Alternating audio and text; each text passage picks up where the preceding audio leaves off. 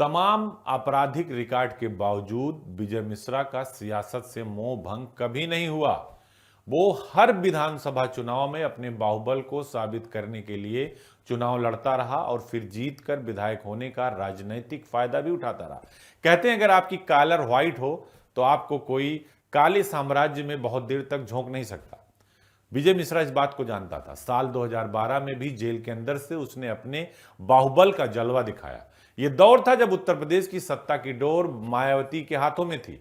सीधा मुख्यमंत्री से विजय मिश्रा की अदावत चल रही थी। उत्तर प्रदेश की पुलिस भी किसी कीमत पर विजय मिश्रा को गिरफ्तार करना चाहती थी। इधर विजय मिश्रा की प्लानिंग कुछ और ही थी। वो सरेंडर करके चुनाव लड़ने की फिराक में था, लेकिन वो जानता था कि उत्तर प्रदेश में सरेंडर करना उसके लिए आसान नहीं होगा, क्योंकि मायावती की सरकार है। लिहाजा उसने दाढ़ी बनाकर अपना भेष बदला, साधु बन गया, बहरूपिया बन गया। भेष बदलकर उसने दिल्ली की एक अदालत में सरेंडर कर दिया। वहां सरेंडर के बाद उसे पता चला कि यह बाहुबली विजय मिश्रा है। अदालत को बाद में पता चला जब कागजात दाखिल हुए। उसके बाद उसने जेल से चुनावी पर्चा भरा और समाजवादी पार्टी के टिकट पर तीसरी बार विधानसभा पहुंच गया चुनाव जीतकर विजय मिश्रा। कहते हैं पूर्वांचल की सियासत में जो रिश्ते नहीं निभाता वो रिश्तों से खेलना जानता, और विजय मिश्रा उन्हीं में से एक था। स्थानीय लोगों का कहना है कि विजय मिश्रा की 5 बेटियां और 1 बेटा है। उसकी बेटियां मौके बेमौके पिता के लिए सियासी रूप से सक्रिय हो जाती है। लेकिन अगर राजनीतिक रूप से देखा जाए तो विजय मिश्रा वो कालीन भैया के नाम से, भदोई के दादा के नाम से, भदोई के दबंगों के नाम से, तो भदोई की पहचान कालीन, और अगर राजनीति में आ जाए तो फिर वो दबंगई के आधार पर विजय मिश्रा के नाम से जाने लगी। यही देखने को मिला 2012 में भी। बेटी सीमा मिश्रा ने पिता के लिए चुनाव प्रचार की जिम्मेदारी संभाली। वो खाली भदोही का ही नहीं कहलाता था। वो अगर आप देखें तो भदोई और आसपास के जो सीमावर्ती ज़िले हैं वहाँ का भी वो दबंगई में उसका बेजोड़ थे, और दूसरे उनको समझा जाता है कि पॉलिटिकली ये बहुत स्ट्रांग है। जितने भी मुख्यमंत्री हैं वो सब कहीं ना कहीं इनके कहने से चलते। ये एक दौर रहा है, इसमें कोई दो राय नहीं। लेकिन विजय मिश्रा का जो एक ये सबसे पहले ब्लॉक प्रमुख हुए, शायद ये 90 के दशक में ये ब्लॉक प्रमुख हुए, वहाँ से उन्होंने ये शुरुआत की। फिर वो चूँकि भदोई बनारस, ये बनारस का ही हिस्सा भदोई हुआ करता था पहले, तो ये वहाँ पंडित कमलापत त्रिपाठी पूर्वांचल के बड़े कद्दावर नेताओं में पंडित कमलापत त्रिपाठी रहे। ये उनकी शरण में गए, और जैसा कि मैंने पहले कहा कि अब राजनीतिक दलों ने ऐसे अपराधियों को राजनीति में सक्रिय करके अपनी विधानसभा सीट मजबूत की, और फिर बाद में इन लोगों को बढ़ाया। पिता की जीत के बाद सीमा खुद भी अपनी किस्मत सियासत में आजमाने के लिए मैदान में उतरी। 2014 में सीमा मिश्रा ने भदोही लोकसभा सीट पर समाजवादी पार्टी की टिकट पर चुनाव लड़ा, लेकिन वो हार गई। हालांकि पिता के बाहुबल का असर कुछ ऐसा था कि मोदी लहर में भी 2 लाख से ज्यादा वोट पाकर वो तीसरे नंबर पर रही। असल में उसकी विजय मिश्रा की पत्नी को लेके वहाँ पर था, और वो उसकी प्रतिष्ठा का प्रश्न बना हुआ था।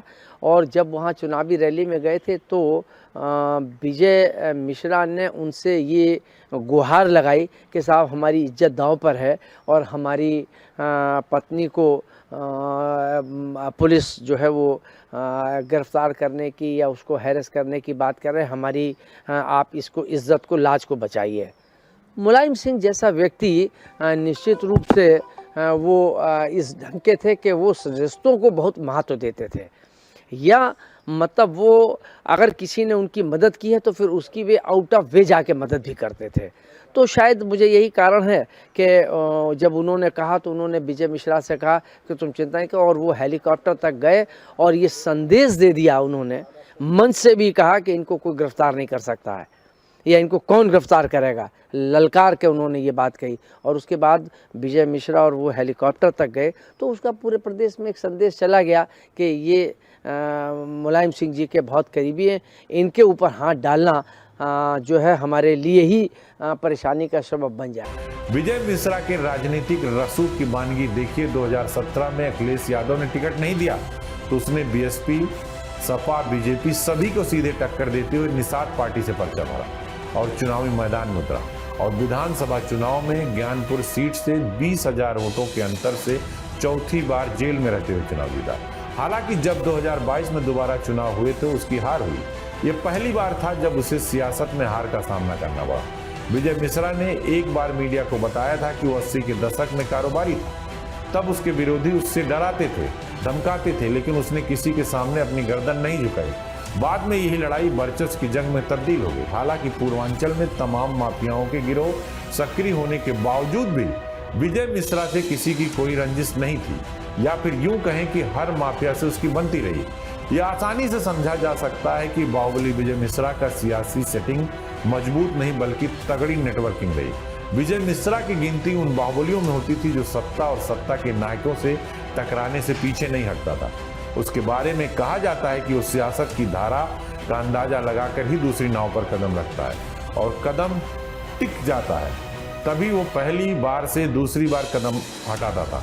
तमाम चीजें सोच समझकर वो अपनी सियासी चाल करता था। शायद इसीलिए पहले मायावती, फिर मुलायम सिंह यादव, फिर अखिलेश यादव और फिर योगी आदित्यनाथ को लेकर विजय मिश्रा ने मनमाने बयान दिए, लेकिन उसकी कोई चाल उसके काम नहीं आई, क्योंकि वक्त ने यह साबित कर दिया था कि सियासत में हर बार हर चाल कामयाब नहीं होती है, क्योंकि राजनीति में हथियार नहीं वक्त और चेहरा बोलता है। वो समझता था कि सत्ता उसकी मुट्ठी में है, मगर सियासत ने दिखा दिया जो कल तक राज करता था आज बस नाम बनकर रह गया है विजय मिश्रा। नहीं, देखिए, अगर पूर्वांचल की राजनीति यूं अगर देखा जाए तो पूरे प्रदेश का ये हाल है, लेकिन पूर्वांचल की राजनीति जो है अगर आप देखें तो वो बाहुबलियों के इशारे पर चलती रही। चाहे गोरखपुर में आ जाइए हरशंकर तिवारी शाही, आप इधर आ जाइए मुख्तार अंसारी, गाजीपुर में, आप इलाहाबाद में आ जाइए तो अतीक अहमद। तो ये सारी चीज़ें जो हैं वो पूर्वांचल की बेल्ट जो है उसको कहा जाए कि राजनीतिज्ञों की ने इन लोगों को प्रेशर दिया और अपराधियों को टिकट दिया और उनको माननीय बना दिया। सत्यता तो ये है कि अगर आज से 40 दशक पहले जाएं तो पहले ये रहता था कि राजनीतिक दल के जो अपराधी प्रवृत्ति के लोग होते थे वे कहीं ना कहीं किसी राजनीतिक दल के साथ जोड़ के उनके स्थानीय विधायकों को जिताया करते थे और जिता के वो उनको विधानसभा पहुंचवाते थे। उसके बाद जब इन अपराधियों ने देखा कि ये हमारी वजह से पहुंच रहे हैं और तो हम क्यों ना पहुँचे, तो इन लोगों ने फिर गठजोड़ बना के ये खुद वहाँ पहुँचने लगे। उसमें पैसे से भी फंडिंग होने लगी राजनीतिक दलों को और अपनी दबंगई भी होने लगी, गुंडई भी होने लगी। जो ऐसे विरोधी दल के कार्यकर्ता थे उनको दबाने का काम ये करने लगे। तो फिर राजनीतिक दलों ने एक दौर शुरू हुआ कि जो अपराधियों को टिकट देने का सिलसिला जारी कर दिया, जो पूरब से लेकर पश्चिम तक, मध्य तक सब जगह अपनी जगह पर बरकरार रहा।